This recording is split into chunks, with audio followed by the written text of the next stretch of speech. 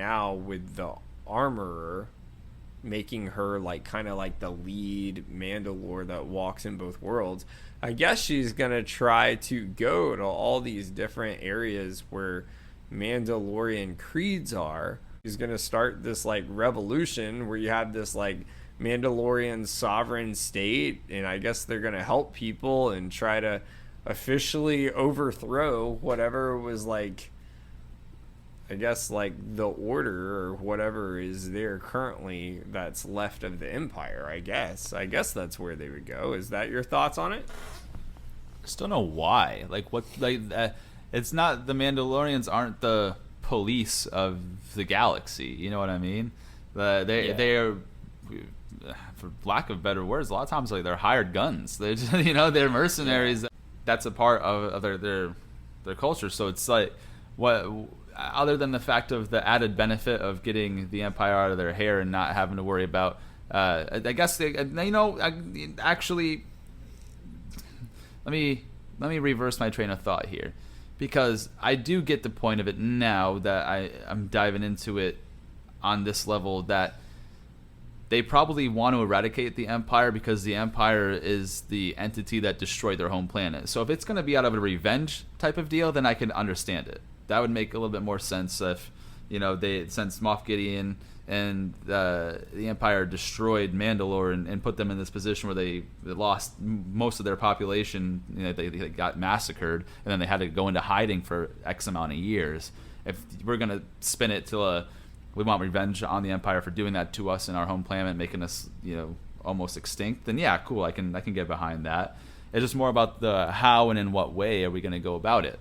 Like, are we making a search for all remaining Mandalorians and trying to bring them together? Or are we just going to try to bring these two factions together, the ones that are cool with taking their helmet off, the ones that aren't cool with taking their helmet off? Is the armorer going to bring them all together and say, this is my word and I have spoken and this is the way? And is everyone going to be like, yeah, cool, armorer, you're right again? Like, I don't know, dude. Like, I guess my biggest thing is what's the next steps now? Because obviously she is recognized as the leader of the Mandalorian. It's one of those now where, in what capacity does her leadership move forward? And now is she going to go back, like I said, bring everyone back, bring that whole fleet back to Navarro and meet the other faction of the Mandalorians where Paz Vizsla is and the armor is, and they're all going to come together and shake hands and decide that they're going to be one collective community? Or is it still, I don't get it. Are we going to just start trying to find every single one of the Mandalorians that are left in the galaxy, or as many as we can find,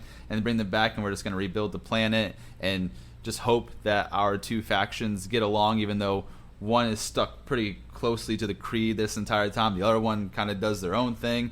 Like, what's the benefit to either way, and is that going to start causing conflicts among it? And there's just a lot of questions that come about now that we are trying to join the two different form. Again, I keep using the word factions, it's the only word I can think of.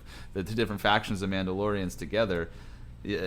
I don't get how they're gonna coincide peacefully when maybe I think the Children of the Watch would somewhat look down on the other ones because they don't follow the way that they do and the creed that they do, and so they think they're like not as Mandalorian as them, and the other ones are like, dude, we're just the same as you, we just aren't gonna take every single word of a scripture with a grain of salt. So I don't know if we can if they all come to an agreement. Maybe the armorer tells them, hey, everyone can remove your helmet now, it's all cool. But then if that's the case, what the hell is even the point of having it like that in the first place, if we're just gonna get to this point where we're like, it's a free for all now, guys, all good? I don't know, man.